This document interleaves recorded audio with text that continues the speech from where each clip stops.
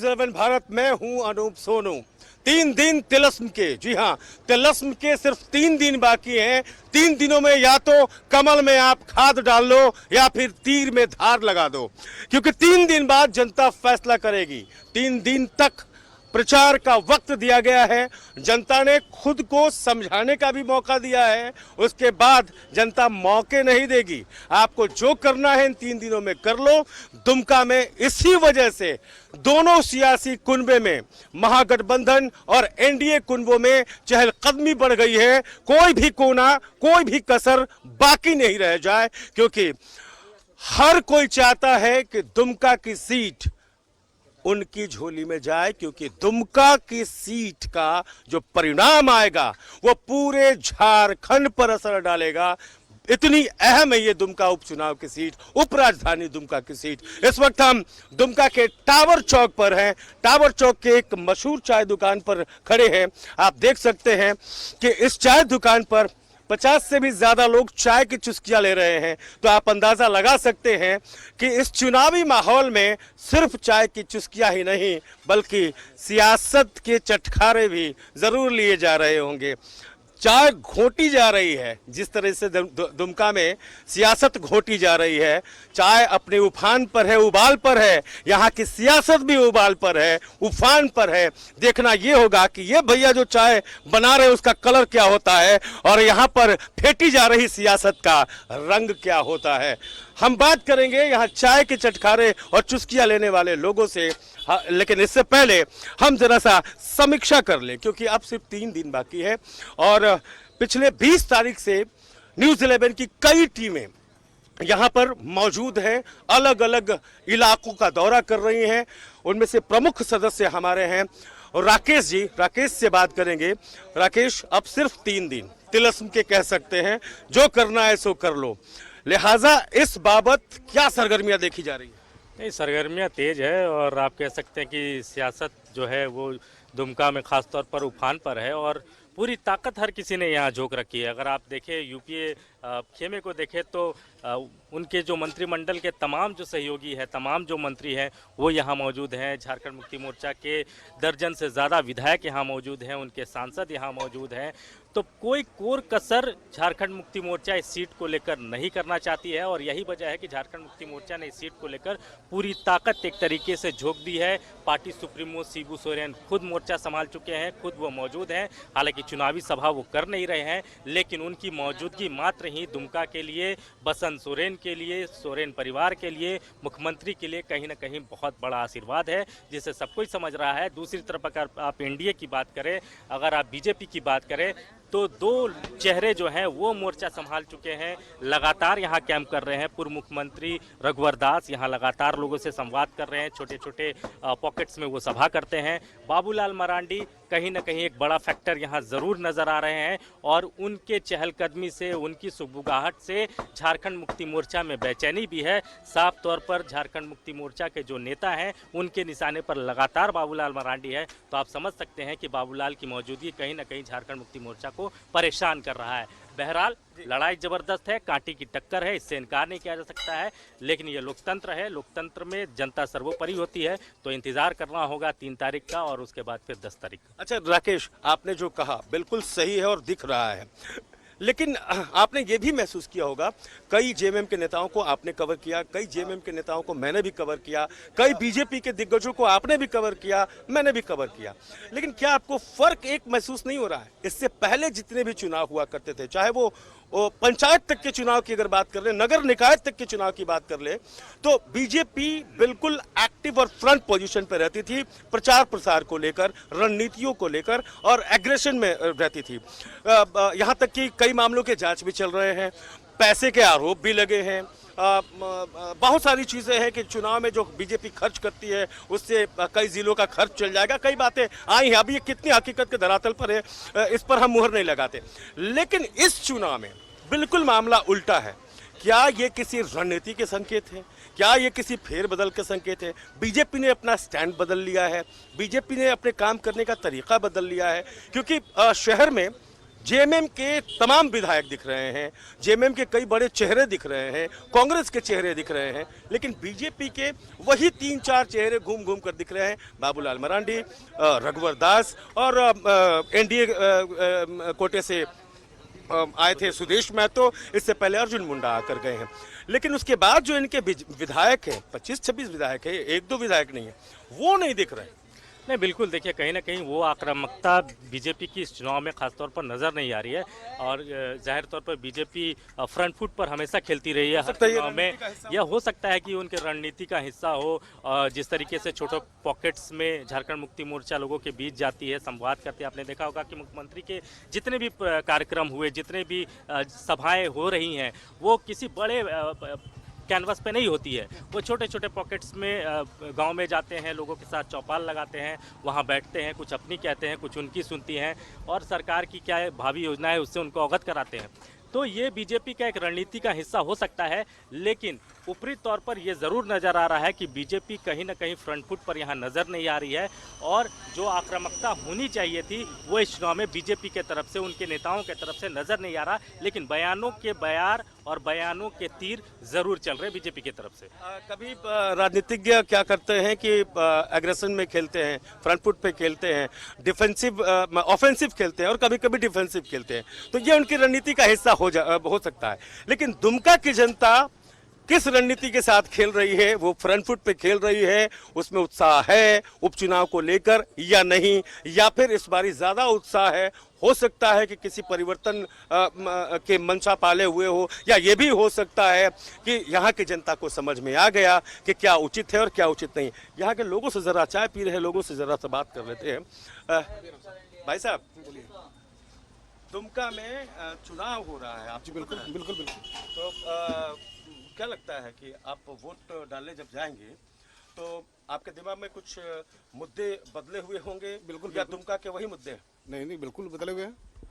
क्या है मुद्दे? बदले हुए ये हैं कि देखिए, अगर अभी तो यहाँ जैसे कि आपका हेमंत सोरेन जो है सीएम जो है, ठीक है, लुइस ब्रांडी को भी हमने देख लिया। अब जो है नए जमाने के जो आए हैं, नव युवक जो है, उनको अगर नहीं दिया जाता है मौका, तो ये तो जनता अभी जो है उसके साथ भी तो प्रॉब्लम है कि नवयुवक को ही वोट देने का, कष्ट करने का उपाय किया जाए। अच्छा, मतलब आप लोग ये सोच रहे हैं कि मौका देने का है। हाँ, मौका देने का हमने एक बार जिक्र किया था और अपने सहयोगी से भी हम बात कर रहे थे, तो ये कहा कि दुमका की जनता ये सोच रही है, जेएमएम के नेताओं ने जो समझाने की कोशिश की थी यहाँ के जनता को कि 10 महीने की पुरानी सरकार है, 9-10 महीने की, और इसमें जो पेंडेमिक है, जो महामारी है कोरोना की, उसमें निकल गया और मजदूरों को राहत देने में ही निकल गया, खजाना को भरने में ही निकल गया, खजाना को की सेहत थोड़ी सी सुधार ली जाए तो आगे काम होगा। तो ये बात शायद जनता के दिमाग में उतर गई है, क्योंकि तभी ये मौका देने की बात कह रहे हैं। लेकिन ये इनकी राय है, बाकियों की राय बहुत मायने रखती है, एक वोट से जीत हार नहीं होती। भाई साहब, क्या नाम है आपका? एमडी फारूक आलम। अच्छा, दुमका की जो आम समस्याएं हैं, लोकल समस्याएं हैं, उसकी बात इस चुनाव में कोई भी नेता नहीं कर रहा है, किसी भी पार्टी का। सिर्फ बात हो रही है महंगाई की, सिर्फ बात हो रही है विदेशों की, कौन थाईलैंड गया, कौन यूरोप गया, कोई अनाप शनाप भाषण दे रहा है, किसी पर प्रहार कर रहा है, किसी पर पलटवार कर रहा है। लेकिन दुमका की बात कहीं से नहीं आ रही है। हो रही है क्या? लग रहा है, टीवी देखते हैं हम। जी जी जी, सही बात है। लोकल दुमका के विकास के बारे में जो है ज़्यादातर लोग नहीं देखते हैं, जबकि ये हमारा मतलब झारखंड से अलग हुआ राजधानी है, उपराजधानी है, उस तरह से जो विकास होना चाहिए वो सामने नज़र नहीं आ रहा है। आप आइए ना इधर। जेएमएम के नेता कह रहे हैं स्वच्छ दुमका, सुंदर दुमका, ये नारा है उनका इस चुनाव में। तो क्या लगता है कि दुमका स्वच्छ नहीं है, अभी सुंदर नहीं है? क्या क्या होना बाकी रह गया? देखिए, जहाँ तक सुंदरता की बात है, बहुत हद तक बहुत काम हुआ है, और जिस तरह से होना चाहिए वो नहीं हो पाया है। क्या क्या होना चाहिए? आपको क्या लगता है कि यूथ होने के नाते युवाओं के लिए क्या क्या है? अभी देख लीजिए कि मतलब पुल का जो यहाँ पे बुरबुरी पुल है वो बहुत दिन से डैमेज पड़ा हुआ है, लोगों को आने जाने में बहुत परेशानी हो रही है। तो ये सारी समस्याएं हैं, लोकल समस्या। मेडिकल कॉलेज है यहाँ पर, पॉलिटेक्निक कॉलेज, इंजीनियरिंग कॉलेज, और पढ़ाई के लिए, उच्च शिक्षा के लिए तो ठीक ठाक काम किए गए हैं। हद तक काम तो हुआ है, ऐसा बात नहीं कि काम नहीं हुआ है, काम तो हुआ ही है और उम्मीद करते हैं कि और भी काम हो। और भी काम है जी। आपको ये पता है कि मुख्य लड़ाई किस में है यहाँ पर दुमका में? देखिए उतना तो हमको राजनीतिक नॉलेज है नहीं और राजनीतिक से बहुत दूर है हम। ठीक है। तो कौन कैंडिडेट आपके लायक है ये जब तक नहीं समझिएगा तो तब तक वोट डालने कैसे जाइएगा? ये बातें हैं। खैर, सिर्फ सियासतदान ही रणनीति नहीं बनाते, जनता भी बनाती है। और अपनी रणनीति के पत्ते क्यों खोलेगी जनता? दुमका की जनता ने कुछ रणनीति बनाई है मुद्दों को लेकर इस चुनाव के लिए? बनाई है। कैसे बनाई है कि हेमंत की सरकार आएगी। अच्छा, मतलब आप हेमंत जी को मौका देना चाहते हैं। लेकिन ये आरोप लग रहा है कि दुमका ने उन्हें बहुत इज्जत से जिता के भेजा, मुख्यमंत्री बनाया और उन्होंने दुमका को छोड़ दिया। ये तो गलत किया उन्होंने गलत किया। अपना भाई को पक्ष में लेके चल रहे हैं। बरहेट भी छोड़ सकते थे। हाँ, बरहेट भी छोड़ सकते थे, लेकिन दुमका को छोड़ दिया। वो दुमका को अधिक कर दिया जी। लेकिन फिर भी इसका मलाल नहीं है। उनको लगता है कि भाई भी विधायक रहेंगे अगर जीत जाते हैं। हाँ। तो सीएम जैसा सोचते थे दुमका के बारे में वैसा ही काम होगा। वैसा ही काम होगा, वही सोच रहे हैं, उसी प्रकार उसी सोच रहे हैं। आप क्या करते हैं? हम बिजनेस करते हैं। क्या, किस चीज़ का बिजनेस करते हैं? वही व्यवसायी है, ट्रक ओनर है। अच्छा, बिजनेस करने में आपको सहूलियत होती है? यहाँ पर बिजनेस लायक माहौल है? नहीं, बिजनेस लायक माहौल नहीं है। क्यों? उस तरह का मैं कि कोई प्रकोप नहीं है, कोई फैक्ट्री नहीं है कि ढंग का बिजनेस आदमी कर पाए। उसे यहाँ पे फैक्ट्री का होना चाहिए दुमका में। फैक्ट्री का कम यहाँ दुमका में कुछ है नहीं। बिजनेस लायक मध्यम वर्ग सब चल रहा है। टानी घीच के बिजनेस चल रही है। अच्छा, मध्यम वर्ग परेशानी में? परेशानी। सीएम हेमंत सोरेन ने हर मंच से कहा प्याज की कीमत बढ़ गई है। बीजेपी के शासन में 100 रुपए नमक भी खाया है हम लोगों ने। तो ये बात कितना फर्क डालती है आप लोगों पर? हाँ, नमक तो मान लीजिए महंगाई है। महंगाई बहुत ज़्यादा। नमक का महंगाई उतना होना नहीं चाहिए। नहीं, नमक अब महंगा नहीं है। एक बार 2 बार हुआ था। लेकिन आपको लगता है कि अभी बाकी सामानों की बात करें तो महंगाई है? हाँ, महंगाई तो है। प्याज में भी महंगाई फेंकाई। तो पहले सड़कों पर महंगाई को लेकर आंदोलन हुआ करते थे, अब क्यों नहीं होते? अब नहीं होती है आंदोलन, नहीं होती है, नहीं करते हैं। पब्लिक उतना जागरूक नहीं है। पब्लिक तो जागरूक है। हाँ। और हो सकता है कि इसलिए नहीं करती हो कि कर करके थक गई हो, कुछ होने जाने का नहीं है। देखिए, कुछ कार्यकर्ता भी यहाँ हैं, इनसे बात करना मुनासिब नहीं होगा क्योंकि एक दल विशेष के कार्यकर्ता हैं।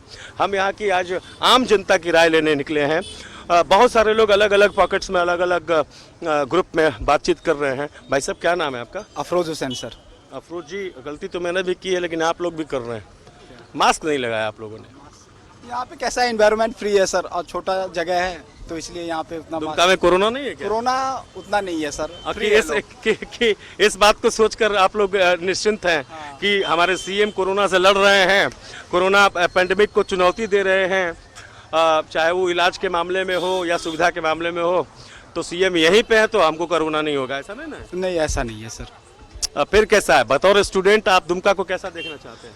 दुमका को नीट एंड क्लीन देखना चाहते हैं सर। यहाँ पे रोजगार का मतलब ये होना चाहिए, और जो है सो मतलब यहाँ पे इंजीनियरिंग कॉलेज होना चाहिए, मेडिकल कॉलेज होना चाहिए, और छोटे बड़े कंपनियाँ होना चाहिए जिससे लोगों को रोजगार मिल सके। तो झारखंड अलग हुए, 2000 में झारखंड अलग हुआ था। 16 साल से भी ज़्यादा, 20 साल होने जा रहे हैं, लेकिन 16 साल से भी ज़्यादा एक गवर्नमेंट ने शासन किया, थोड़ा थोड़ा बीच बीच में ब्रेक करके, और अब झारखंड मुक्ति मोर्चा और महागठबंधन की सरकार है, कांग्रेस की सरकार है। आप प्रतिनिधि कैसा चाहते हैं? जो सर सेकुलर हो सर, सबसे पहले इम्पोर्टेंट तो सेकुलर होना चाहिए, है ना। और जो है सो ऐसा होना चाहिए कि लोगों के बीच में आए, लोगों की समस्या को समझे, सुने, क्या किसको कहाँ क्या प्रॉब्लम है ना, उसके हिसाब से उसका जो है सो सॉल्यूशन निकालना चाहिए। अच्छा, पिछली सरकारों ने या पिछली सरकार ने संथाल के लिए कुछ नहीं किया?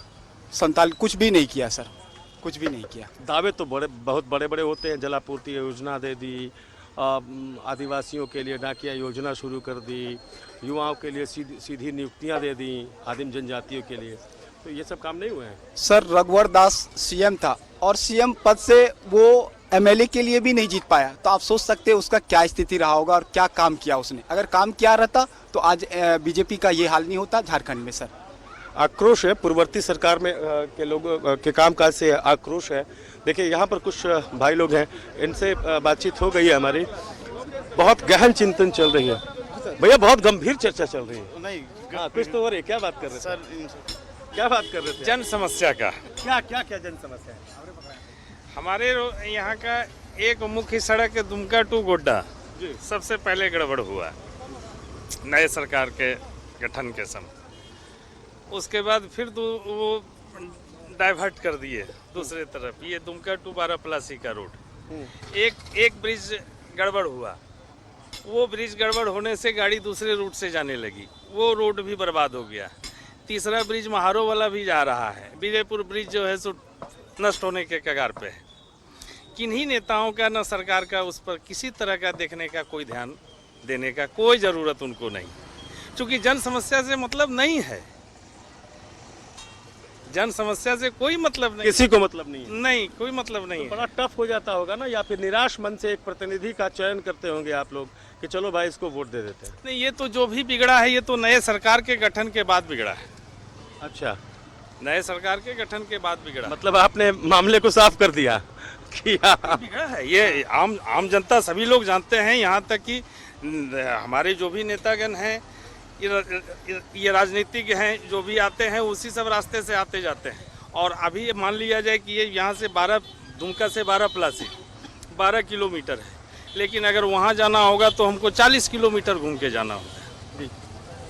अच्छा, चुनाव जब आते हैं तभी किसी भी दल के नेता हो तभी क्यों कहते हैं कि मसान जोर का पानी मैं वादा करता हूं कि मिलेगा तो दुमका को ही मिलेगा, लेकिन कब मिलेगा? हर चुनाव में मिलेगा। ये मसान जोर का एक पानी ये क्या है कि वो हिंदुस्तान पाकिस्तान के तरह है। ये चुनाव के समय याद आता है और ये याद करके उसको बस यही है कि उस नहर से या उस पानी से या उस डैम के पानी से कितने लोग लाभान्वित हो सकते हैं, उनका वोट हमको मिले, और दूसरा कुछ नहीं है। क्यों नहीं आज तक जो है सो हमारे सांसद रहे, लंबे समय तक, लंबे अरसे तक रहे। तो वही वाली बात होगी कि हर चुनाव में गो हत्या याद आ जाती है। हमारे पूर्व सांसद का आज तक क्यों नहीं ध्यान था उस पर?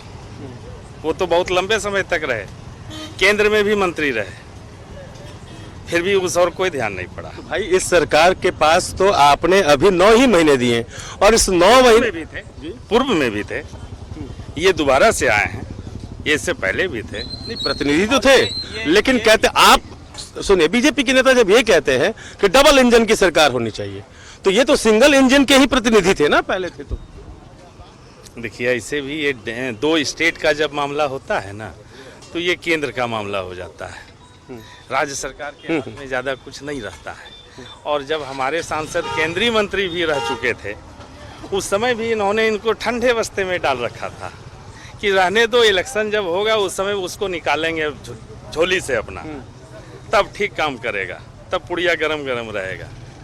वही चीज़ है। अच्छा, ये बताइए, दुमका का ये हार्ट है टावर चौक, और यहीं से कई ज़िलों के लिए और कई दूसरे राज्यों के लिए रास्ते खुलते हैं। यहाँ पर आप कितनी देर तक, रात में कितनी देर तक बहुत आराम से, चैन सुकून से दोस्तों के साथ खड़े होकर बात कर सकते हैं? उसके लिए दिक्कत नहीं है, ये बहुत ये शांत जगह है, बिल्कुल शांत है। रात के कितने भी पूरा दुमका, लगभग पूरा दुमका ही मान लीजिए। तो मतलब ये मान लिया जाए कि लॉ एंड ऑर्डर की कोई समस्या नहीं है? यहाँ कोई समस्या नहीं है। फिर समस्या क्या है? समस्या यही जनता से जुड़ा हुआ जो भी है, जैसे सड़क हो गया, ब्रिज हो गया, या फिर सिंचाई का हो गया, यही सब हो गया।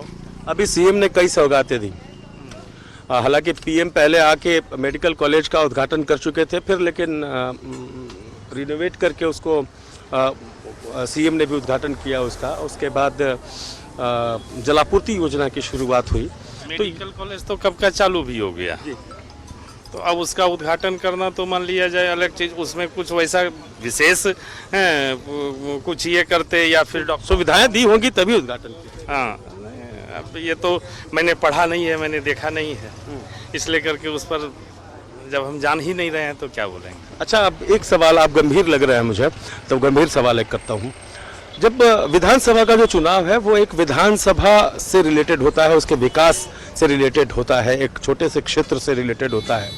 उसका प्रतिनिधि जाकर सदन में उस इलाके के लिए आवाज़ उठाता है, आवाज़ बुलंद करता है।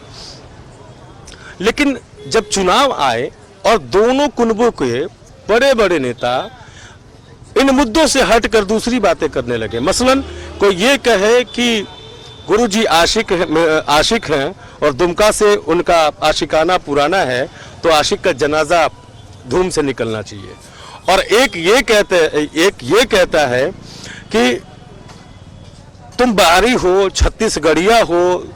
फिर दूसरे नेता के बारे में कि आप थाईलैंड जाके क्या करते हैं, ये जांच का विषय है। ये सब बातें, ये सब आरोप प्रत्यारोप मुद्दों को भटकाने के लिए होता है या फिर चुनाव में ऐसी चीजों का भी जिक्र किया जाता है? नहीं, इसको कहा जाए तो नया एक्सपेरिमेंट आप कह सकते हैं, क्योंकि ये पहले ऐसा नहीं था। पहले चोर छोटा शब्द भी आ गया राजनीति में। जी हाँ, अब ये मतलब इसको नया एक्सपेरिमेंट बोलिए। और चूंकि पहले जो है सो चुनाव लोग गंभीर होकर के लड़ते थे और जनता समझता था कि कुछ जो है सो विकास होगा, कुछ ये होगा वो होगा। अब क्या है कि उसमें उतना मुद्दा उन लोगों के पास है नहीं। मुद्दा नहीं है तो क्या है कि जैसे महाराष्ट्र में ये बाहरी हो गया, बंगाल में ये बिहारी हो गया, तो उस टाइप का हवा जो है सो कुछ सभी तरफ जो है सो बह रहा है, हमारे आपके तरफ भी बह रहा है। चलिए, आपका फोन आ गया, व्यस्त हो गए। बहुत अच्छी बातें इन्होंने कही, बहुत जमीन से जुड़ी हुई बातें इन्होंने कही। हालांकि इशारा करके इन्होंने ये जताने की भी कोशिश की कि इनकी नाराजगी किस तरफ है और इनकी राजगी किस तरफ है। फिलहाल रुकते एक छोटे से ब्रेक के लिए, ब्रेक के बाद फौरन लौटेंगे कुछ और लोगों के साथ और बहुत रोचक चुनावी बातों के साथ।